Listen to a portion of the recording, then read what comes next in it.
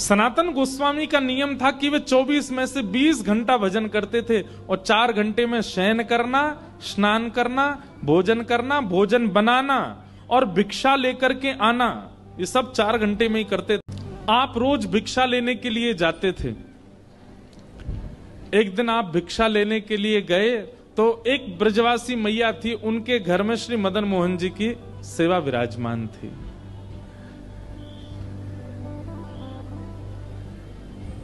आप रोज मैया के यहां जब भिक्षा लेने जाते तो जब किवाड़ खुलती थी तो आप बाहर से ही दर्शन करते थे, भीतर छोटे से मदन मोहन जी विराज रहे हैं। आप तो देख करके रोज प्रणाम करके चले जाते थे, इससे अतिरिक्त कोई और अवसर आपको मिला नहीं। पर ठाकुर जी को ये बहुत भाग है, जब किवाड़ खुलती और भिक्षा लेने के लिए सनातन गोस्वामी आते, भीतर खड़े ठाकुर जी की अद्भुत सुगंधी से पूरा घर महक उठता। माता जी भिक्षा देके जब घर में आती भीतर तो मन में सोचती कोई इत्र की शीशी फैल गई है, कोई ने अगरबत्ती जला दी है, इतनी सुगंधी कहां से आवे। वास्तव में ठाकुर जी जब अपनी अत्यंत प्रसन्नता प्रकट करते हैं ना तो वातावरण जो है वो अत्यंत सुखद हो जाता है। उसका स्पर्श, वातावरण की वायु का स्पर्श भी बहुत सुखद लगने लगता है। वातावरण में एक अद्भुत सी सुगंधी का अनुभव होने लगता है।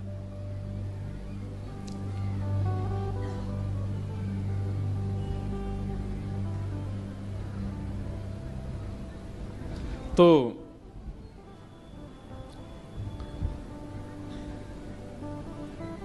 ठाकुर जी को भागे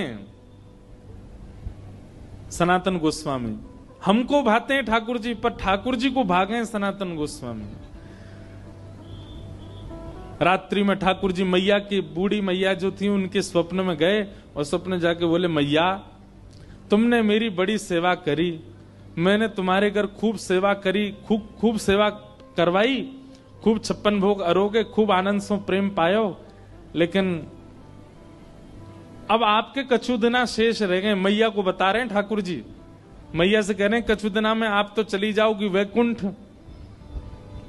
और फिर मैं अकेला रह जाऊंगा। फिर आपके दूर दूर के रिश्तेदार सब यहां पे आके लड़ेंगे झगड़ेंगे कि हम करेंगे सेवा, हम करेंगे सेवा। मैया वहां से अच्छा तो तू मुझे पहले ही कोई और को सौंप जा। तो मैया ने स्वप्न में ही पूछा, जय जय कौन है, कौन ऐसा सुहागन है जिससे आप अपनी सेवा कराना चाहते हैं।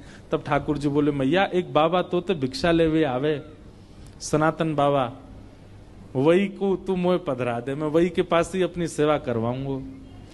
मैया पहले तो बहुत रोई, बोले मेरी सेवा में कोई कमी है ठाकुर जी?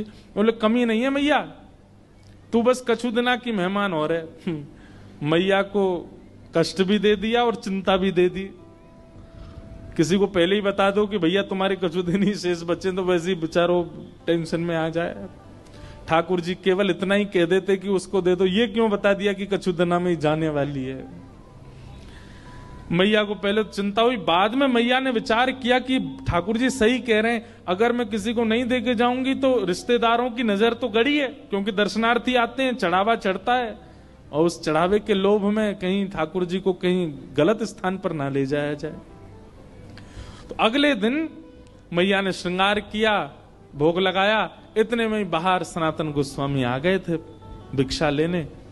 तो मैया गई और रोते रोते बोली, बाबा कल रात में स्वप्न में ठाकुर जी आए और आकर के मुझसे कह गए कि मोह तो बाबा दे दो, अब तुम यहीं डटे रही हो, मैं ठाकुर जी को ला रही हूं, उनको सब श्रृंगार सामग्री सब आपको दे रही हूं, ठाकुर जी को ले जाओ, आप ही सेवा करो बाबा।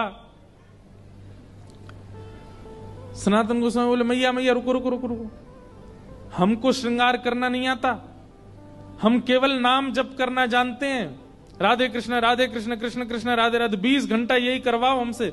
अब किसी की रुचि नाम जप में होती है, किसी की रुचि सेवा में होती है, किसी की रुचि कथा में होती है, किसी की रुचि परिक्रमा में होती है, किसी की रुचि भोग में ही होती है। सनातन गोस्वामी बोले, दूसरी बात, सेवा तो सौभाग्य मेरे पास ठाकुर जी आएंगे, पर आपका इतना सुंदर भवन, इतनी बढ़िया व्यवस्था, मैं तो छोटी सी कुटिया में रहता हूं और जमुना जी में बाढ़ आ जाती है तो मेरी कुटिया तो बह और जाती है, उसमें ठाकुर जी को कहां विराजमान करूंगा, मेरे यहां कोई महल नहीं है। और तीसरी बात मैया, मैं तो 20 घंटा आंख बंद करके ध्यान में रहता हूं, आपके ठाकुर को तो सवेरे उठानो पड़े, बाल भोग लगाओ, फिर राज भोग लगाओ, फिर ब्यारू भोग लगाओ, फिर श्रम भोग लगाओ, 8 बार तो ये भोजन करते हैं। मैं किस करूंगा इनकी सेवा?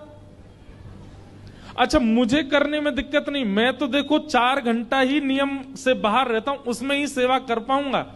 इनसे पूछ लो ये राजी है कि नहीं।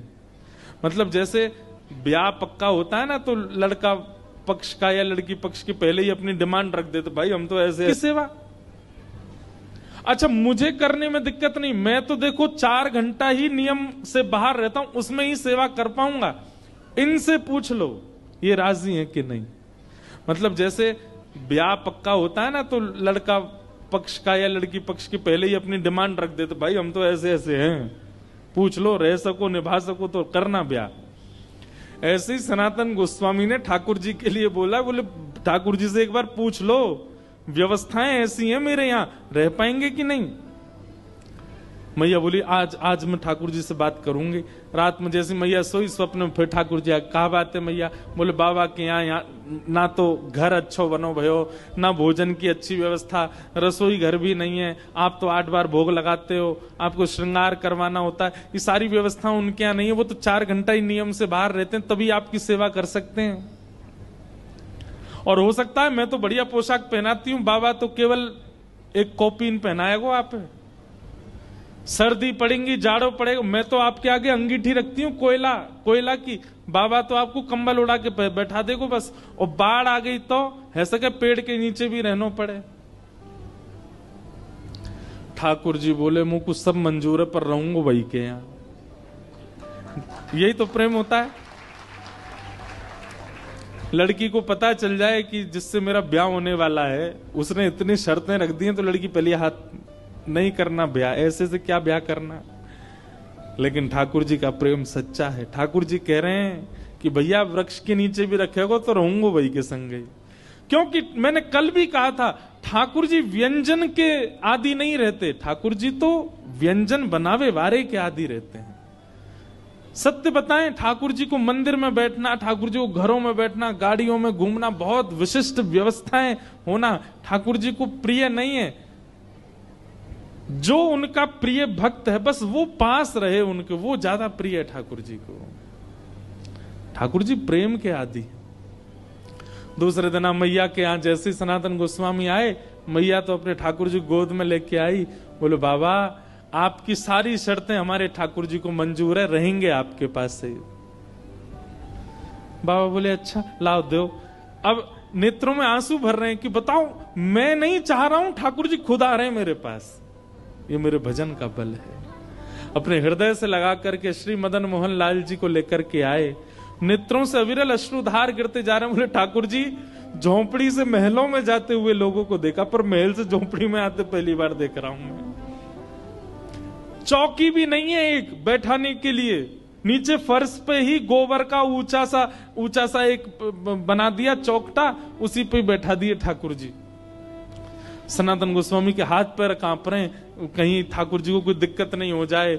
जल की व्यवस्था कर दी। अब बोले अब क्या भोग लगाऊं, मुझे तो सब्जियां भी बनानी नहीं आती, मैं तो आटा लेके आता हूं, यमुना जल में माड़ करके मोटा सा आटा टिक्कड़ बना करके और रज में भीतर धर देता हूं, 2-2 दिन में उसी में से निकाल के पाता रहता हूं, इनका कैसे भोग लगाऊं मैं।